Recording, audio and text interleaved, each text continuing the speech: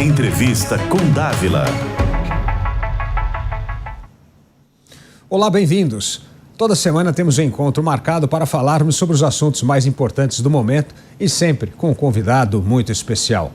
O filósofo espanhol Ortega y Gasset, que testemunhou a ascensão dos governos autoritários na Europa nos anos 30 do século passado, dizia que é muito difícil salvar uma civilização quando chegou a sua hora de cair nas mãos dos demagogos. Os demagogos têm sido os grandes estranguladores das civilizações. O estrangulamento se dá pela degeneração do Estado de Direito, violações às liberdades individuais, descrédito das instituições e crescentes sinais de arbitrariedade do exercício do poder dos governantes. Infelizmente, esses sintomas estão presentes no Brasil de hoje. Em tempos de populismo, demagogia e polarização, é raro encontrar um líder político capaz de conduzir a oposição com firmeza, objetividade e pragmatismo, sem recorrer ao tom histriônico que retrata muita retórica e pouco conteúdo. O senador Rogério Marinho, líder da oposição no Senado, busca seguir o exemplo dos grandes estadistas brasileiros, como Prudente Moraes, Oswaldo Aranha e Ulisses Guimarães. Eles nos ensinam que a arbitrariedade e o populismo se combatem por meio da defesa intransigente da democracia, da liberdade e das instituições. E para compreender melhor as prioridades da oposição, sua atuação após a condenação do ex-presidente Bolsonaro e sua aspiração de voltar ao poder em 2026, eu recebo hoje o senador Rogério Marinho. Senador Rogério Marinho, muito bem-vindo à Entrevista com o Dávila. Obrigado, filho. Obrigado também pela apresentação muito generosa aqui, a responsabilidade que me é conferida aqui. Estamos à disposição. Senador, vamos começar por como a direita vai se comportar após a prisão de Jair Bolsonaro, que na verdade é uma grande liderança da direita. Eu tive a oportunidade de, não só como ministro, mas como ator político, percorrer o Brasil ao lado do presidente Bolsonaro, e é impressionante o carisma, o relacionamento, a sinergia que ele tem com o povo brasileiro em todos os quadrantes de norte a sul do país. E o que ocorreu com o presidente agora, claramente, é uma ação muito bem articulada para impedir que ele possa se manifestar. De fato, antes da condenação, ele havia sido enclausurado, preso na sua residência e mais, impedido de se manifestar nas redes sociais, ou seja, censurado. Então ele é alguém que inspira medo ao sistema que hoje governa o país, que praticamente fez uma espécie de acordo, judiciário, parte do judiciário e executivo, para tentar, por um lado, se perpetuar no poder, através da reeleição do presidente Lula, e, de outro lado, impedir que a oposição se manifeste. E aí vem a questão da regulação das redes sociais, da reedição daquela distopia do George Orwell, 1984, O que a gente vê é uma tentativa desesperada de se criar mecanismos que estabeleçam dentro da sociedade controles para definir o que é ou não verdade dentro da ótica do governo de ocasião, o que é absolutamente detestável e nós não vamos convalidar nem aceitar, e estamos lutando contra isso dentro do parlamento. Mas a partir da condenação do presidente Bolsonaro, a nossa pauta continua a mesma.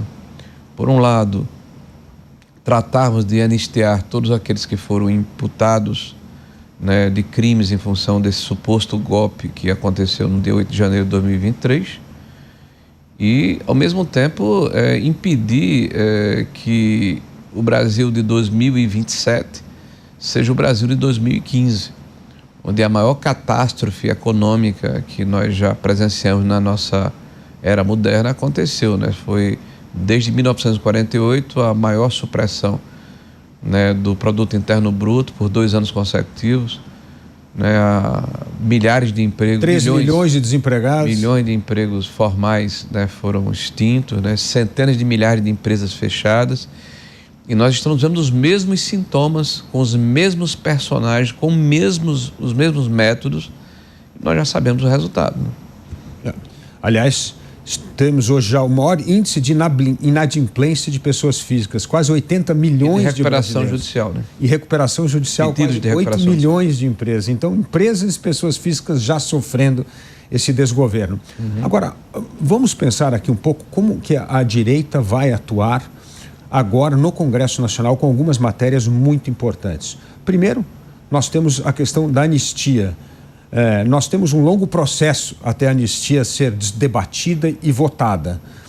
É possível ter esta coerência da união da direita ou nós vamos ter parte da direita desgarrando, querendo fazer uma anistia meia-boca, outra que é anistia completa? Como é que vai ser esta coordenação das ambições dentro da anistia? Porque, infelizmente, o Supremo Tribunal Federal já passou um recado muito ruim, senador, já dizendo que se passar uma anistia ampla, geral e restrita, que vai ser declarada inconstitucional, o que é uma total ingerência na autonomia do Poder Legislativo. Bom, eu vou começar pelo final da sua pergunta. Quero fazer um comentário a respeito, faço questão de fazer sempre que possível.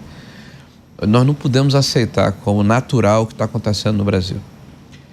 Eu diria que é a banalização da jurisprudência de exceção. Quando o Lula cunhou aquela famosa frase da democracia relativa, quando abraçou o Maduro, né, o ditador da Venezuela, não, a democracia lá na Venezuela é diferente, é relativa, né, em relação ao que acontece no Brasil. A partir daí parece que se abriram as portas do inferno, né?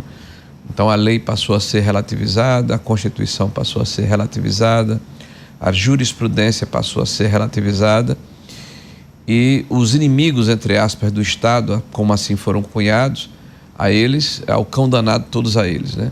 Então é possível se retirar o manto protetor da Constituição para se buscar uma condenação, se buscar uma censura, se buscar a retirada da vida pública, como aconteceu agora no caso do Bolsonaro, onde toda a legislação, todo o ordenamento jurídico, todo o princípio da ampla defesa, do juiz natural, né, da isenção natural que o judiciário precisa ter, foi completamente posto por terra, né? Nós estamos assistindo um espetáculo da degradação do judiciário brasileiro, que é muito ruim, porque todos nós defendemos as instituições, né? Então nós queremos que a justiça seja respeitada, e da maneira como ela se comporta, partidarizando, antecipando julgamentos, participando do debate político, ela corrói um princípio fundamental da democracia liberal, que é a nossa, a separação dos poderes.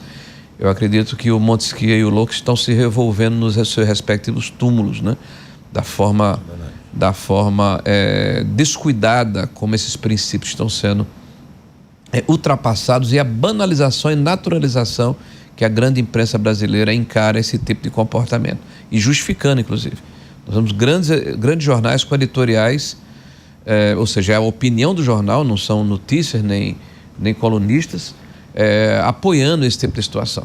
Cometeram exceções, mas isso faz parte do processo para sufocar o golpismo, é isso. Vocês agrediram a democracia, vocês ultrapassaram a lei, vocês não cumpriram a Constituição, mas tudo bem, foi para retirar o Bolsonaro e os seus golpistas da vida pública. Então, na hora em que o escudo da lei, que deve ser imparcial e deve nos cobrir a todos, independente da nossa visão de mundo, isso é solapado e é partidarizado, isso corrói e atinge de morte a democracia, é muito ruim. Nós vamos lutar muito para que esse princípio volte a ser restabelecido no país. Só um parêntese, parte disso, né, senador? Cresce a insegurança jurídica em relação a tudo, não é só a questão do Bolsonaro, em relação a contratos, o cumprimento da lei, a previsibilidade da lei. Bom, aí a gente pode, isso aí é uma outra questão, não vou lhe dar espaço para falar, você quer que eu fale seu programa inteiro aqui, mas complementando a resposta em relação à questão da direita, a direita, ela tem uma característica completamente distinta, o que a distingue, né, da esquerda. A esquerda tem o que nós chamamos de centralismo democrático, né? Ou seja, há uma espécie de coletividade na forma como ela age. Então há um comando ao debate interno, e há um comando, e a partir desse comando todos agem uníssono, como se fossem lagartixas ou remadores de galera, né? Todos no mesmo ritmo e na mesma direção. A direita, ela é caracterizada pela diversidade, pelo pluralismo, né? Pelas opiniões que, na verdade, podem convergir em alguns pontos, mas a divergência, o debate, o contraditório, né? Eu diria até as lideranças de campos diferentes que têm essa gradação de pensamentos em relação à visão de mundo é o que caracteriza a direita, né? E isso, para mim, é o oxigênio, é o que nos faz pulsar, é o que nos faz ser diferente daqueles que são, na minha opinião, um rebanho. Eu respeito, acho que aqueles que acreditam de fato no que defendem merecem um respeito e precisam ter espaço no debate, ao contrário do que eles praticam, né? Porque eles acusam a direita de ser intolerante, mas quem pratica crimes violentos e assassina seus opositores políticos, via de regra, nos últimos anos, tem sido a esquerda, né? Veja o que aconteceu com crise agora nos Estados Unidos, o atentado contra o próprio Trump, a facada que o Bolsonaro sofreu na sua pré-campanha, na sua campanha em 2018, né? Agora na Alemanha, 5 ou 6 parlamentares de direita já foram assassinados, o que aconteceu na Colômbia, no Japão, são tantos exemplos de pessoas que professam uma visão de mundo diferente e ao invés de serem combatidos, né, no campo das ideias, do contraditório, do diálogo, né, da discussão política, são calados através da violência física. Eu, por exemplo, na época em que, como deputado, fui relator da reforma trabalhista, Felipe, percorri várias universidades do nosso país, sempre que fui convidado. Mas era assim, um padrão. Eu era hostilizado quando chegava, era hostilizado no decurso do debate e era hostilizado na minha saída. Então, ninguém ia ali para me ouvir, ou boa parte das pessoas que iam não iam para me ouvir, iam para gritar palavras de ordem e emburrecer e impedir, interditar o debate. Então, a direita ela tem consciência, eu acredito, da necessidade de livrar o país desse desgoverno, né? O Partido dos Trabalhadores faz muito mal ao Brasil. E o Brasil tem tido muito pouca sorte, porque de 2002 a 2026, um período de 24 anos, a gente vai ter aí quase 18 anos, 20 anos de PT. Então não é por acaso que o partido tem perdido tantas oportunidades. O PT é um partido que tem uma ideologia e uma visão de mundo que impede o desenvolvimento, o crescimento, a competitividade, a inovação, que impede que o Brasil possa ser esse porto seguro, já que geograficamente nós estamos distante das grandes tensões geopolíticas que ocorrem no mundo inteiro.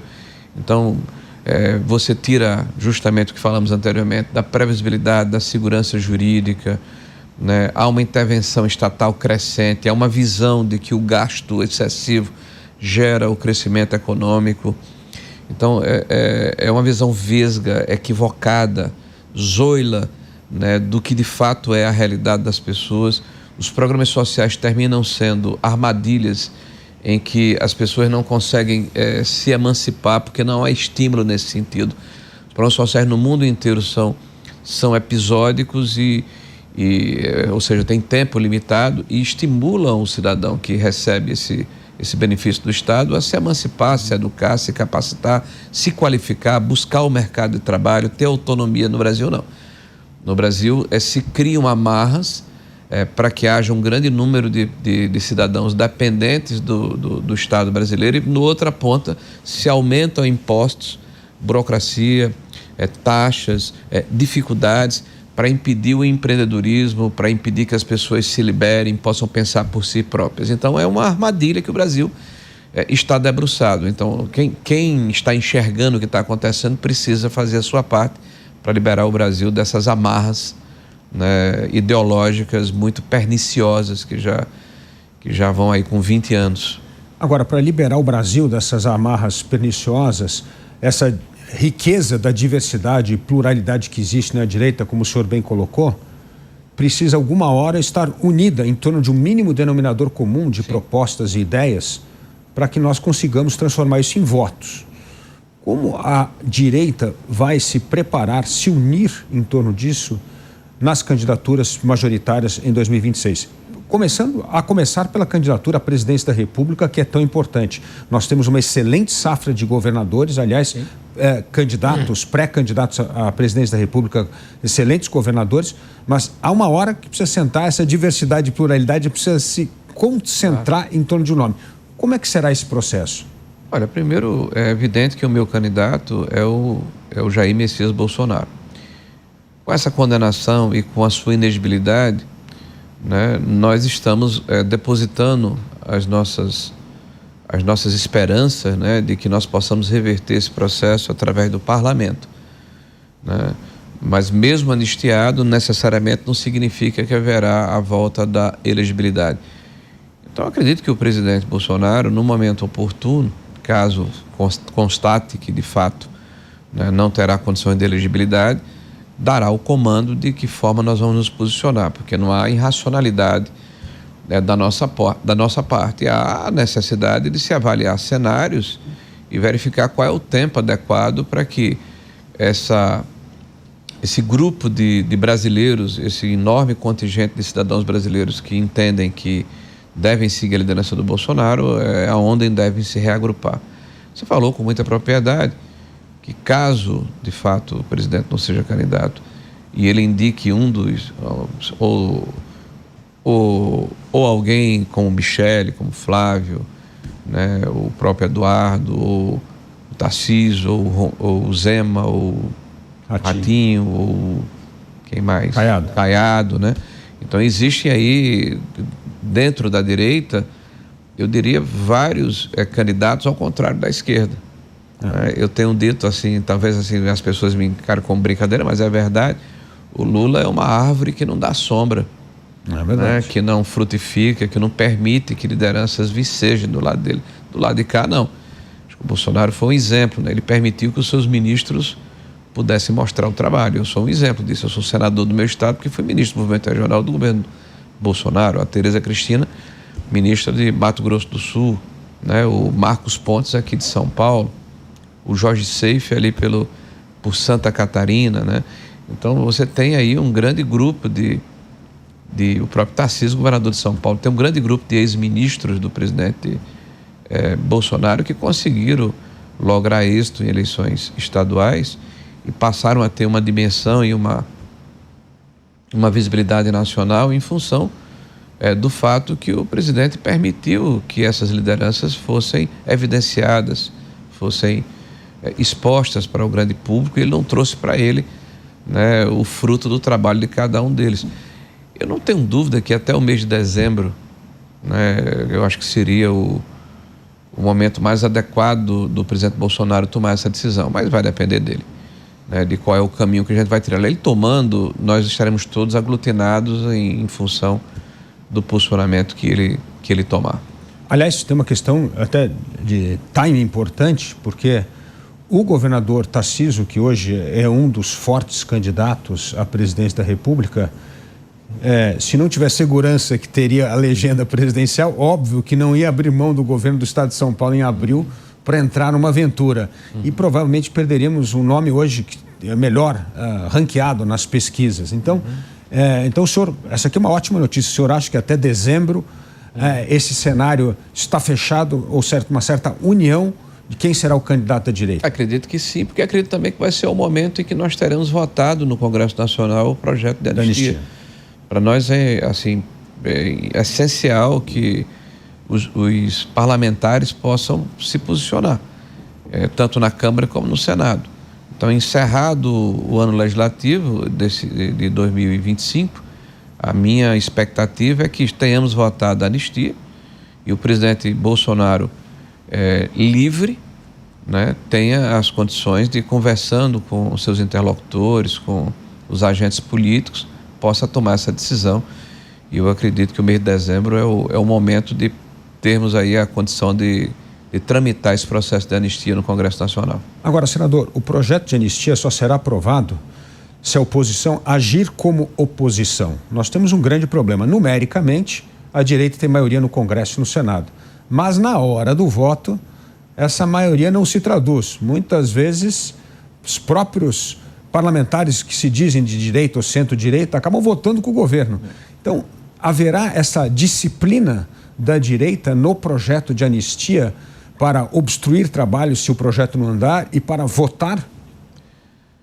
Bom, o tempo vai dizer, né? Eu acho que na Câmara sim, você tem razão, no Senado não. Na Câmara nós temos realmente uma união de partidos que representam a maioria, né? O PL, o PP, a União Brasil, né? O próprio Republicanos, que agora está somando nesse processo. Então, acho que sim, que a gente iria lá a maioria numericamente em função de partidos. Agora tem parlamentares de outros partidos que se somariam a esse posicionamento favorável à anistia. No Senado, não. No Senado, os partidos que apoiam o governo formalmente são maioria, né? Reunidos aí os partidos de esquerda, PSB, PT, né? O PDT, né? E aí vem mais o PSD e o MDB juntos, e o Podemos, eles são 44, 45 parlamentares num bloco de 81. Ocorre que acho que de 8 a 10 parlamentares do outro lado desse bloco podem se somar, né, ao grupo de oposição do lado de cá, e alguns da oposição formalmente podem ir para lá. Então acho que é um equilíbrio aí, acho que a gente teria aí mais de 40 votos, eu acredito que sim, mas assim seria bem mais difícil no Senado. Agora, como é que se trabalha como oposição no parlamento? Para que nós tenhamos a possibilidade de pautar um projeto caso passe na Câmara, né? Porque vamos aguardar a decisão do mérito, né? O que a gente quer que seja pautado, que os parlamentares coloquem lá a sua digital. Mas imagino que ganhe assim na Câmara. Chegando no Senado, nós já vimos declarações do presidente da CCJ dizendo que não vai pautar. Bom, nós podemos obstruir o trabalho da comissão, então não vai funcionar. Vamos chegar no impasse e em algum momento a gente vai ter que chegar a um denominador comum, porque o papel do presidente do Congresso Nacional precisa necessariamente ser de magistrado, de árbitro. Ele não pode tomar, ou não deve tomar, uma posição política partidária, uma vez que ele comanda uma casa de pares. Tá? Então, caso haja uma interdição da principal comissão, né, do Senado da República, eu acredito que há uma necessidade, sim, de uma intervenção. Vejo que ocorreu uma intervenção para que haja essa mediação. O que ocorreu há 1 mês e meio atrás, quando o debate da anistia estava interditado. Então, nós ocupamos de forma organizada tanto a mesa da Câmara como do Senado. Foi um recurso extremo, mas para desobstruir o debate, porque é inaceitável que a imprensa tenha vinculado, né, de forma implícita ou explícita, que o Supremo Tribunal Federal tem intervido para evitar que tramite um projeto de lei na Casa do Legislativo. Isso me parece, assim, contra qualquer princípio constitucional. Então, essa ocupação foi um gesto extremo, mas já ocorreu em épocas passadas, por ocasião da reforma trabalhista. As senadoras do PT ocuparam a mesa diretora do Senado, né? O próprio Davi Alcolumbre, por ocasião da sua eleição para presidente do Senado, no primeiro momento, ele sentou-se na mesa diretora, ocupando a cadeira do presidente durante mais de 10 horas. Então, é evidente que nós entendemos que não é dessa forma que deveria ocorrer, né, um processo de obstrução. Mas se você tem minoria e o debate está interditado de uma forma pouco ortodoxa por um outro poder, a gente precisava desinterditar o debate. Foi o que aconteceu. Tanto é que nós conseguimos, com essa interdição, temos 32 assinaturas, 41 assinaturas reivindicando a abertura do processo de impedimento ou impeachment contra o ministro Alexandre de Moraes, que é a maioria absoluta da casa. Uhum. Agora, senador, qual é a chance de aprovar hoje o projeto de anistia, o senhor acha? Olha, eu acredito muito, porque no próximo ano é eleição. Uhum. Tá? Então, eu acredito que a Câmara a gente já tem um número de votos suficientes, e no Senado, 2/3 do Senado vão renovar, né, as suas cadeiras. Então, o senador, quando sai do parlamento e volta para a sua base, é abordado pelo seu eleitor, né? É abordado pelo seu grupo político, né? Então, aquela casa não é mouca, não é insensível em relação ao que pensa a sociedade brasileira. E ao contrário do que tem sido publicizado pelos grandes veículos de imprensa, eu lhe asseguro que há um grande contingente de brasileiros muito motivados que têm feito um trabalho democrático, né, junto aos parlamentares das suas respectivas unidades federativas, no sentido de sensibilizá-los da necessidade de se perfilarem nessa posição de anistia, porque anistia é virar a página, né? É uma ação política, não é uma ação jurídica. O Senado da República e a Câmara dos Deputados, representa o povo brasileiro, o outro é a Federação, os estados, e ambos representam o conjunto do sentimento da sociedade. Então, eu não tenho dúvida de que, passando na Câmara, é pouquíssimo provável que a gente não tenha condição de votar isso no Senado da República. E votando, né, alguém poderá dizer, o presidente vai vetar, vete. A sessão congressual se derruba o veto ou se mantém o veto. Derrubado o veto, alguém pode arguir a inconstitucionalidade. Aí sim é a hora do Supremo Tribunal Federal se manifestar, só que certamente será pelo colegiado, são 11. Tá? E eu não vejo unanimidade lá para que esse pré-julgamento absolutamente inoportuno, né, inconstitucional, ilegal, né, que tem sido feito por ministro do STF, né, seja levado ao cabo pela unanimidade daquele colegiado. Acho que o julgamento deve demorar aí 8, 10, 11 meses, é o tempo da eleição do próximo ano. Senador, o senhor conhece muito o assunto da Previdência, aliás, foi secretário da Previdência, conhece muito, e agora, mais uma vez, as fraudes da Previdência Social afloram de um jeito escandaloso. Estamos falando mais de 90 bilhões de reais em descontos indevidos do consignado e mais de 6 a 8 bilhões de descontos indevidos de mais de 9 milhões de aposentados. Essa CPMI, apesar de ser política, porque está sendo feita no Congresso, ela é capaz de resolver ou decifrar todas essas fraudes e sanar essa questão da Previdência? Porque se lembrarmos do primeiro escândalo da Previdência, né, senador? Lá na Georgina de Freitas, em 1992. Esse que você está lembrando, tem mais antigos. Né? Tem mais. Então, é possível que a CPMI não só apure as fraudes, mas consiga aprovar recomendações para nós sanarmos este roubo aos aposentados que acontece no INSS? Olha, esse é um assunto assim para 2 programas desses, mas vamos lá, vou tentar ser vou fazer uma linha do tempo aqui rápida. São 2 ações distintas. É a questão dos consignados, que são os empréstimos feitos aos aposentados com desconto em folha de pagamento, com mais de 40 bancos diferentes que estão credenciados no sistema do INSS, e nós apenas arranhamos a superfície. Aí eu acho que deveria ter até uma CPI diferente para isso. Eu não sei se são 70, 80 ou 90 bilhões o volume, não sei se é tudo irregular.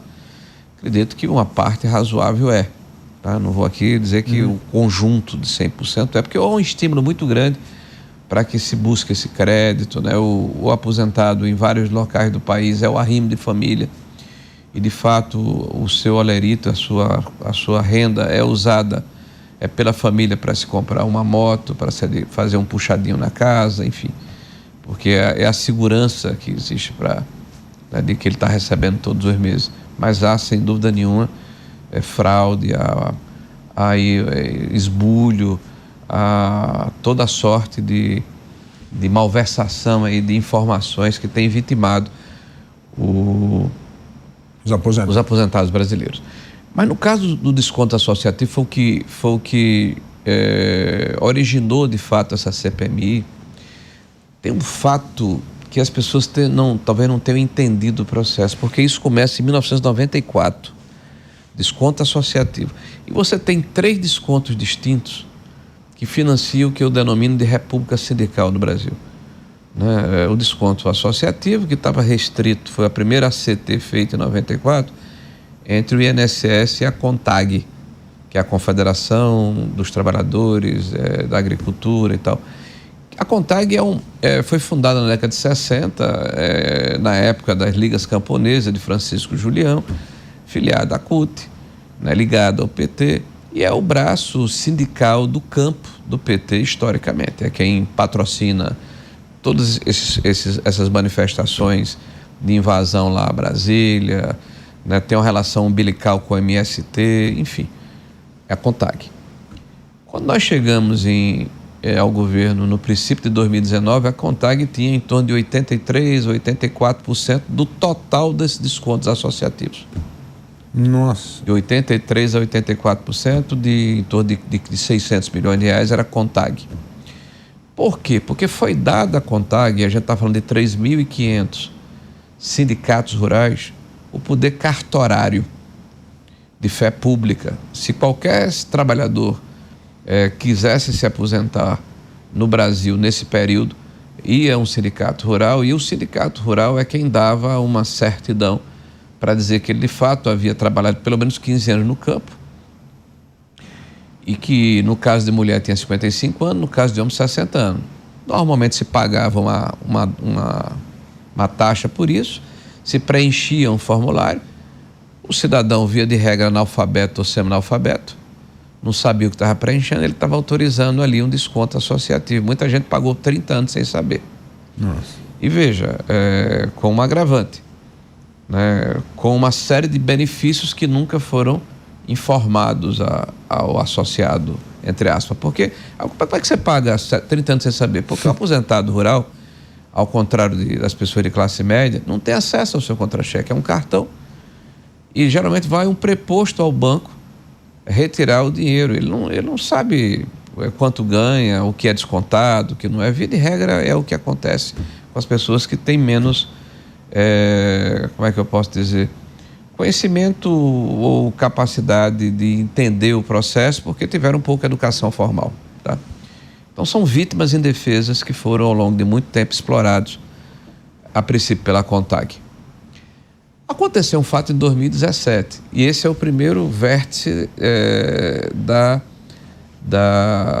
do financiamento dessa república sindical, no caso do rural.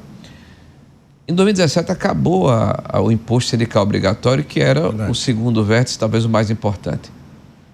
E a arrecadação desses sindicatos foi praticamente a zero, porque você deixou opcional. O que era obrigatório, todo mundo tem que pagar. Quando foi opcional, o trabalhador disse, não vou pagar um sindicato que não me representa. Então você baixou de 100% para 3%, 4%. Então vários sindicatos foram enxergar no INSS uma oportunidade de tentarem resolver o problema de falta de recursos. Bom, só que eles não esperavam que o Bolsonaro ganhasse a eleição. Como ganhou a eleição, nós primeiro retiramos o poder cartorário da CONTAG, com a MP 871, e propusemos a revalidação cadastral. E houve uma luta violenta contra a revalidação cadastral. E nós só entendemos agora por quê? Porque a CGU, Controladoria Geral da União, fez um relatório com uma amostragem de 30 ou 40 associações diferentes e verificou que 98% dos associados alegaram que não deram causa àquela contribuição. Não sabiam nem que estavam contribuindo. Então vamos pensar aí que o teste de paternidade do DNA é 99%, 100%, né? Então 100% dessas pessoas não sabiam que estavam contribuindo para uma associação que tinha um clube de benefícios. Então foram roubadas. E vejam, nós tínhamos 2.700.000 filiados em 1º de janeiro de 2019. Quando o presidente Bolsonaro entrega em dezembro de 2022, tinha 2.700.000, 80 mil a menos, mesmo tamanho. Que coisa. Hoje, dados de janeiro de 2025, 7.800.000. Quer dizer, eles acresceram 5 milhões assim em 2 anos. 2 anos, 5 milhões. O que demorou 40 anos, 30 anos para chegar em 2.700.000, eles em 2 anos eles triplicaram. E mais uma vez, né, triplicaram, foi 250%, 300%. Mas aí vem o terceiro bloco, aí isso descarrilhou, a gente volta mais dentro, aí vem o terceiro vértice desse financiamento da República Sindical. A contribuição assistencial. Você, como empresário, sabe que por ocasião de um acordo ou de uma convenção coletiva, o trabalhador, o sindicato patronal, laboral, recebe uma contribuição assistencial do seu filiado, que para lhe pagar advogado, contador, para ele ter condição de negociar com o patrão. Isso sempre foi pago pelo trabalhador associado, filiado. o Supremo Tribunal Federal entendeu que tinha que ser pelo conjunto dos trabalhadores brasileiros. Na prática, repôs o imposto sindical de 2017.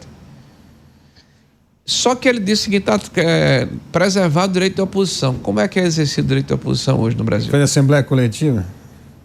Então, na prática, o Supremo Tribunal Federal, na contramão do legislador, passando normalmente em cima de uma prerrogativa do Congresso Nacional, restabeleceu uma condição coercitiva, né, ao conjunto dos trabalhadores seletivos brasileiros, está falando de 40 milhões de trabalhadores, né, para restabelecer esse financiamento. Em relação à Previdência, vários mecanismos de controle foram estabelecidos, porque veja a narrativa do PT. O PT diz o seguinte: a fraude começou no governo do Bolsonaro e a causa da fraude é o fim da revalidação. Bom, o desconto associativo existe desde 1994 e nunca houve revalidação. Está falando de 30 anos. Nunca se reviu o cadastro. Quem propôs foi o presidente Bolsonaro, com a MP 871. E quem trabalhou contra ela foi o PT, o PDT, o PCdoB, através de várias emendas supressivas desse artigo. E vários discursos, várias manifestações por ocasião da tramitação e consequente conversão da MP 871. Está tudo nos anais do Congresso, né? É a verdade. E quando é que isso foi suprimido como lei? Em agosto de 2022, no governo do presidente Bolsonaro, é um fato, mas não por iniciativa do governo. Do Congresso. Foi do Congresso, dentro de uma medida provisória que tratava de microcrédito. Alguém foi lá e colocou um jabuti. Final do governo, passou. Só que o decreto 10.410 de 2020 e as instruções normativas subsequentes, todas elas asseveraram a necessidade da revalidação cadastral. E vejam, um decreto ou uma instrução normativa que é uma ação infralegal, ou seja, não precisa de lei congressual, ela obriga a autarquia. A lei obriga a sociedade. Então não estava suprimido. Quem prevaricou novamente foi o governo do presidente Lula, que em 2024 não fez a revalidação. A outra narrativa deles é que eles mandaram investigar. Não é verdade. A própria abertura do processo do delegado da Polícia Federal fala que começou a investigação em função de notícia do site Metrópolis, no final de 2024. Terceiro, eles dizem que afastaram os envolvidos. Não é verdade. Quem afastou foi a Justiça. Aliás, contra a vontade do ministro Lupe, né, que declarava a idoneidade e a confiança no presidente do INSS, o Stefanuto. Porque houve se assinou muitas ACTs no final do governo Bolsonaro. Essas ACTs são fraudulentas. Meia verdade, assinou-se muita ACT, mas a fiscalização foi afrouxada no governo do Lula. Então, por exemplo, nós definimos em 2020 que todos os benefícios tinham que ser bloqueados para evitar esse roubo de dados. Eles desbloquearam em 23. Nós definimos que todos os benefícios tinham que ter, para serem alocados dentro da Previdência, tinha que ter autorização individual do próprio associado. Eles retiraram essa trava em 2023. Então, não é por acaso que houve um estouro assim. Você tinha 40 mil reclamações em 2018, 2019, em 2023 foi para 1,5 milhão de reclamações. 1,5 milhão de reclamações. E eles não descredenciaram ninguém. Nós descredenciamos 9 entidades no nosso governo por reclamações de descontos indevidos. Eles tiveram 1 milhão com 40 mil reclamações, no universo de 2.700.000 associados. Eles tiveram 1,5 milhão de reclamações e não descredenciaram ninguém.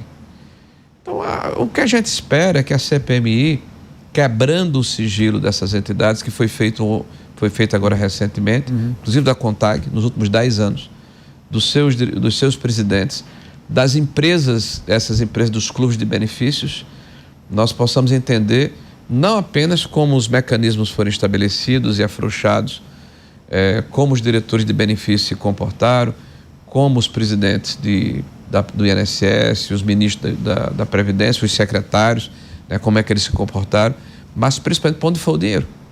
Quem recebeu. E a gente está falando talvez não de 6 ou 7 bilhões, está falando talvez de 10 bilhões de reais. É uma montanha de dinheiro. Montanha de dinheiro, não. Senador, nós tratamos aqui de... Desculpe, foi muito complexo. Mas porque é um tema que o senhor conhece muito e é importante porque afeta a vida de todos os aposentados do Brasil, então é bom ter esse esclarecimento mais aprofundado. Senador, nós tratamos aqui de 2 temas importantes, que foi a questão da anistia, a questão do INSS, e vamos a um terceiro tópico que é muito caro ao cidadão brasileiro, que é a questão da liberdade de expressão. O Congresso Nacional aprovou o Marco Civil da Internet, que foi considerado um marco exemplar no mundo inteiro. Foi considerado algo importantíssimo porque preservou a liberdade de expressão das pessoas. O Supremo derrubou o artigo 19, que é justamente esse que garante a liberdade de expressão, e é preciso ordem judicial para tirar conteúdo. Isto é, de novo, uma pressão do Supremo para que o Legislativo legisle de acordo com o que eles pensam que é correto. Como será a reação da direita, mais uma vez no Congresso Nacional, com essa nova tentativa? Aliás, o governo do PT, toda vez que volta, tenta cercear a liberdade de expressão, com o cerceamento da liberdade de expressão das pessoas em rede social. Olha, isso é típico de ditadura, né? Nos debates que a gente faz lá no Congresso, eu tenho colocado que o comportamento do governo do Lula, e aí muito afinado com vários membros do Supremo Tribunal Federal, é de intolerância a qualquer crítica. Eles querem ser blindados. Eles querem evitar que haja um acompanhamento por parte da sociedade. Você vê declarações que são absolutamente lamentáveis.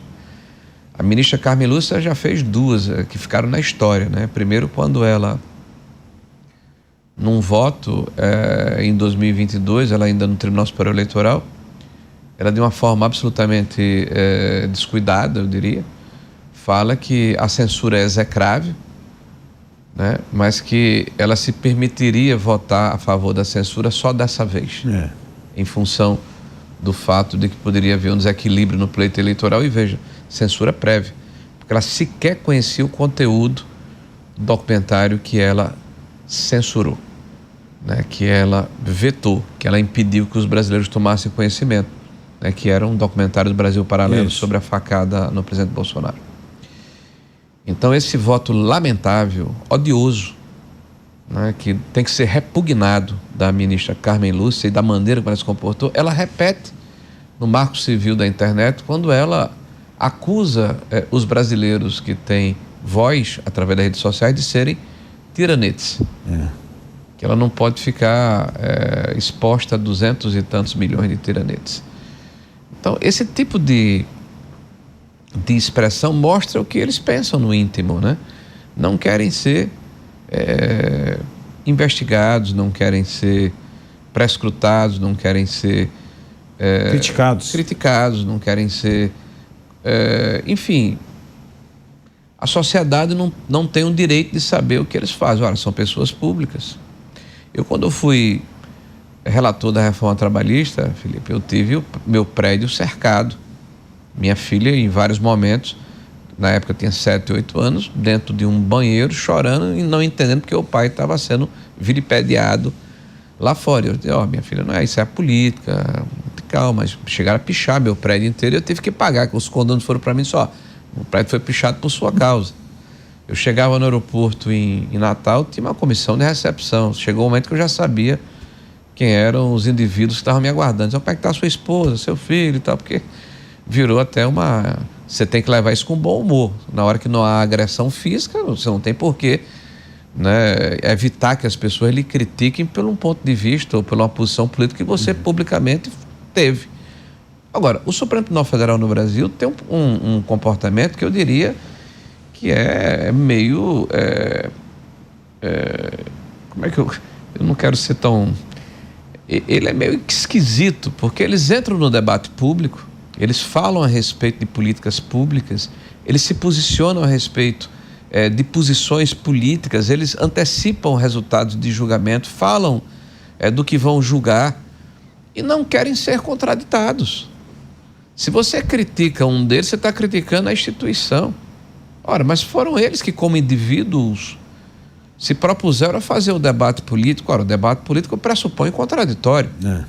Se não sabe brincar, não desce pro play. Aliás, seria muito melhor para a nossa democracia se eles realmente ficassem nos seus respectivos lugares, como magistrados, se debruçando sobre os processos, falando nos autos, definindo o que é ou não inconstitucional, seria muito melhor. Mas a vida hoje não é assim. Por isso que eu advogo, por exemplo, que haja uma reforma no judiciário, inclusive tornando aquela uma corte constitucional, né? E não a delegacia de polícia como ela se tornou, né? Que trata de briga de galo a questão de aborto, por exemplo, de briga de terras, né? Então eu acredito que não há hoje dentro do legislativo tração para se submeter, né, ao que quer o Supremo Tribunal Federal e o Executivo, né? Não acredito que vá haver uma regulamentação nos moldes propostos pelo Judiciário. Agora, a decisão judiciária se cumpre. Como se cumpre, e é o que temos, eu defendo que haja uma regulação definindo que o que pode ser retirado da internet sem a expressa autorização judicial, né, sem o direito do contraditório, sem que haja uma exposição de fatos de lado a lado para verificar se aquilo de fato atinge alguém, pedofilia, incentiva ao homicídio. Mas isso já existe, enfim, né? Você definir 3 ou 4 itens que são execráveis sobre qualquer aspecto, né, que nós como civilização repudiamos, tá? E sejam esses os itens elencados pelo parlamento, atendendo a decisão judicial da derrubada do artigo 19.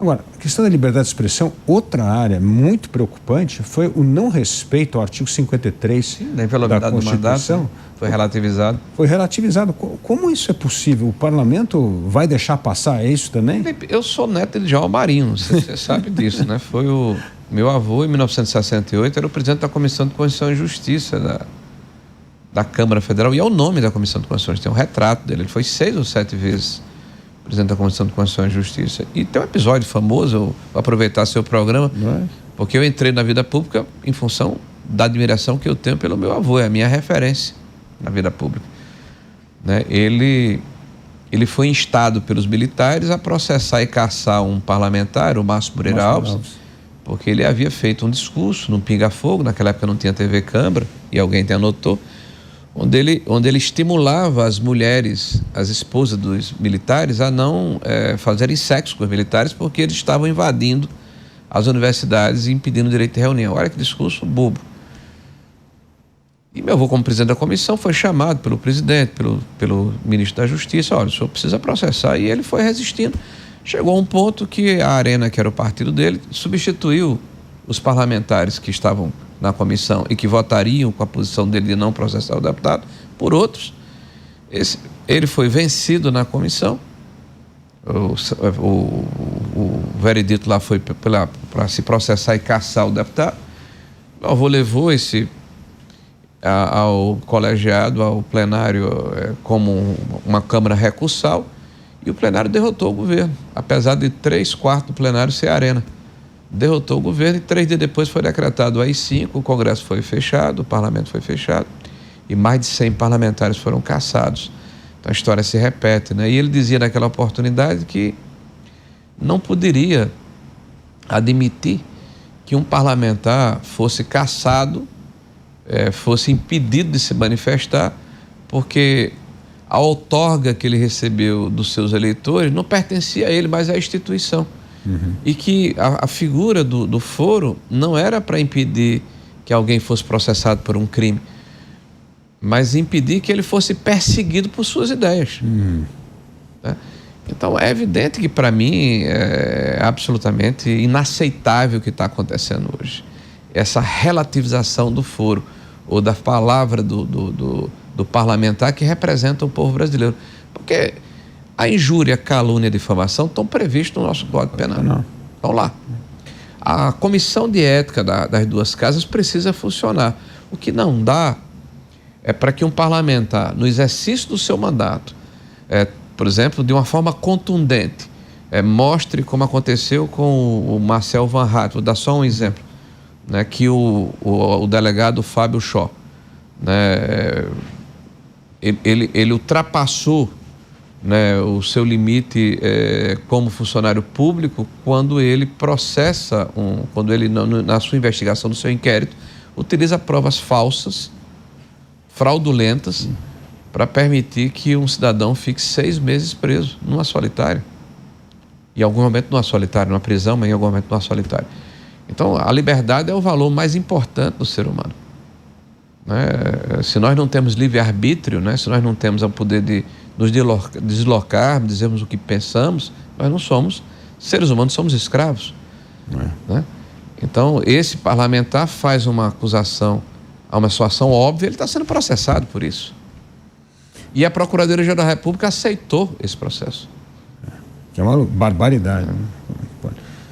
Senador, 2 perguntas importantes. Como o senhor vai coordenar essa direita para entrar de maneira competitiva em 2026? E como o senhor vai dividir o seu tempo com uma eventual candidatura ao governo do Rio Grande do Norte? Bom, primeiro não me foi dada essa responsabilidade de coordenar a direita. Por enquanto sou o secretário geral de mobilização do PL, que é o maior partido da direita, né? Então a gente tem conversado com o Valdemar, estávamos conversando com o presidente Bolsonaro nessa organização do tabuleiro político em diversos estados da federação. Nós temos aí um bom papel de interlocução absolutamente desimpedido com União Brasil, com progressistas, com republicanos, né? São parceiros que a gente tem conversa com o Novo, né? Que a gente tem conversado sempre lá no parlamento, e nessa busca de arrumar esse tabuleiro político para a gente ter o maior número possível de deputados federais, de senadores da República, e eleger governadores afinados com o nosso pensamento e, claro, o presidente da República, né? A gente tem feito esse trabalho. Agora, eu hoje sou o líder da oposição, né? Estou coordenando a oposição dentro da CPMI do INSS, tem me tomado realmente muito tempo, são 2 dias por semana, são 14, 12 horas de depoimentos.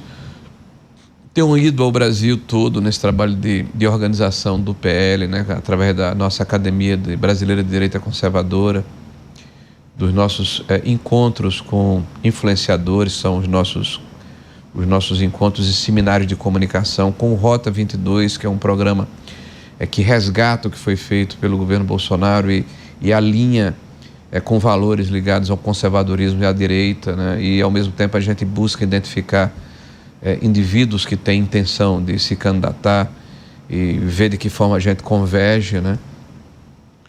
Mas eu não estaria onde estou, não teria talvez a relevância que tenho se eu não tivesse a confiança dos meus pares e dos meus líderes, no caso o presidente Bolsonaro, né? Mas se eu não tivesse tido o voto do eleitor do meu estado. O estado do Rio Grande do Norte está numa situação muito ruim, né? Os indicadores são, aliás, o CPC, né? O ranking do CLP já mostra isso, né? Mostra, né? Que os indicadores são ruins. Há 20 anos a gente desce a ladeira.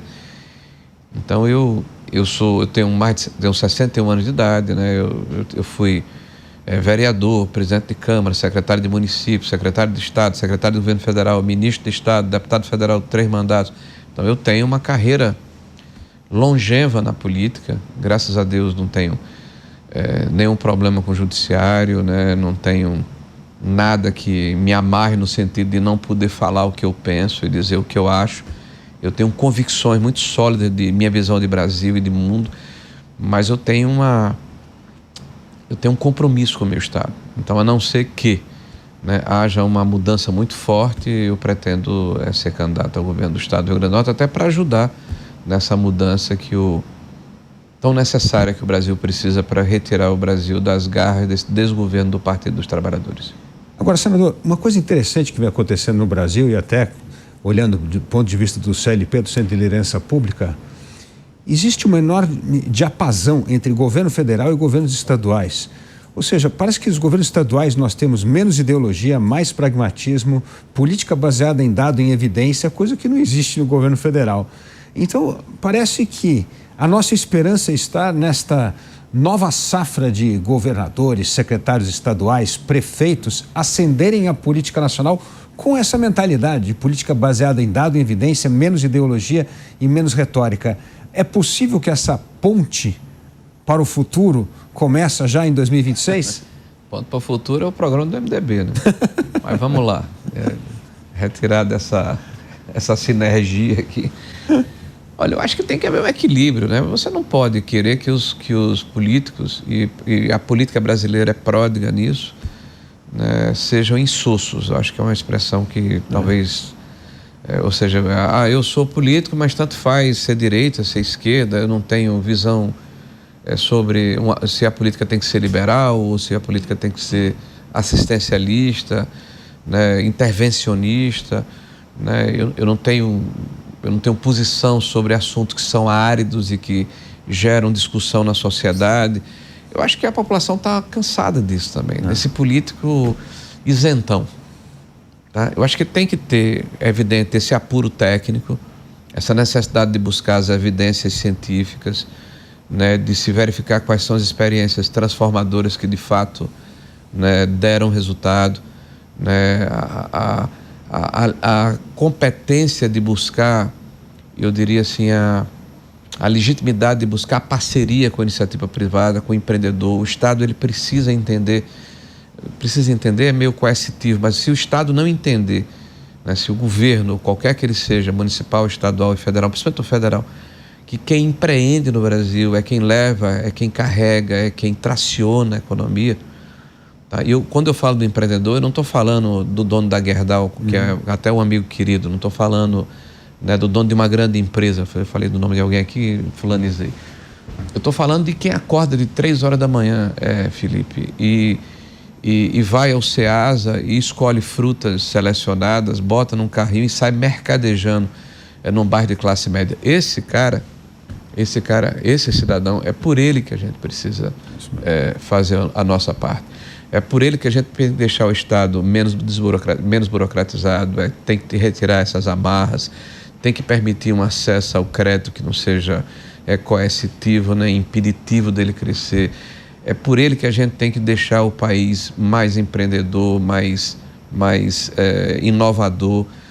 Então, eu vejo que se você não tiver ideologia, se você não tiver esse sentimento, você não vai conseguir ter a capacidade de colocar a técnica, né, a evidência científica, o pragmatismo necessário na negociação, né, no entendimento de que pessoas podem pensar diferente de você, mas podem convergir, né, no mesmo objetivo em prática. Você precisa ter convicção, tá? Eu não sei se eu represento a maioria do povo brasileiro, acredito que sim. Eu cansei dos isentões, cara. O Brasil está pagando um preço muito caro pelo deixa que eu chuto, sabe? Não, o outro vai fazer por mim. Eu não vou me expor, porque eu posso pagar um preço por isso. Bicho, desculpa, foi até muito informal, desculpe, mas eu acho que nós estamos vivendo um momento muito desafiador. Né? As instituições estão sendo testadas, a democracia está em risco. E ao contrário do que eles dizem, eu falo à esquerda brasileira, eles nos acusam do que eles estão fazendo. Eles estão subvertendo a democracia para retirar, para suprimir aqueles que eles acham que ameaçam o sistema consentido, né? O ecossistema confortável, porque o Bolsonaro é a disrupção. Aí ele mostrou isso quando administrou o Brasil. Senador, muito obrigado pela sua entrevista. Foi um prazer tê-lo aqui no Entrevista com o Dávila. Obrigado pela oportunidade. E a gente fica por aqui. E para você que gosta do jeito Jovem Pan de notícias, não deixe de fazer a sua assinatura no site jp.com.br. Lá você acompanha conteúdos exclusivos, análises, comentários e tem acesso ilimitado ao Panflix, o aplicativo da Jovem Pan. Obrigado pela sua companhia e até o próximo Entrevista com Dávila. Entrevista com Dávila.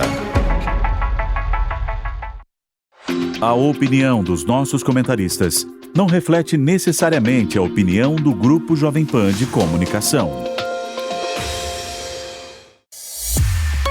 Realização Jovem Pan.